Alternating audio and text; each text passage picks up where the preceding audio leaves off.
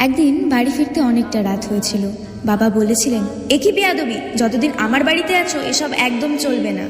বিয়ের পর একদিন শ্বশুর বাড়িতে নাচ প্র্যাকটিস করছিলাম। শ্বশুর মশাই এসে বলেছিলেন, একই বেলেল্লাপনা, আমার বাড়িতে এসব অ্যালাউ করবো না। আমার স্বামী আমার চোখের জল দেখে বলেছিল, চিন্তা করো না, আমি বদলি হচ্ছি, শহরের বাড়িটা শুধু আমাদের হবে।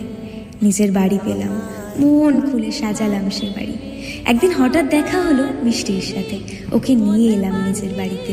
শেষে স্বামী বলেই দিল, আমার বাড়িতে এগুলো আমার একদম ভালো লাগে না। কেন কে জানে উত্তরটা দিয়ে দিলাম, তোমার বাড়ি মানে তোমার সেই বাড়ি যেটাকে তুমি শুধু নিজের বাড়ি ভেবে গর্ব করো। এ বাড়িতে আমারও সমান অধিকার আছে তোমার মতো। তোমার বাড়িকে ঘর আমি বানিয়ে তুলেছি, ঘাম রক্ত ঝরিয়ে। মেয়েদের নিজের বাড়ি হয় না জাতীয় কথা বলে মেয়েরা যদি নিজেরাই নিজেদের অধিকার ছেড়ে দেয়, তাহলে গৃহহীন হয়ে বাঁচবে তারা, গৃহহীন হয়েই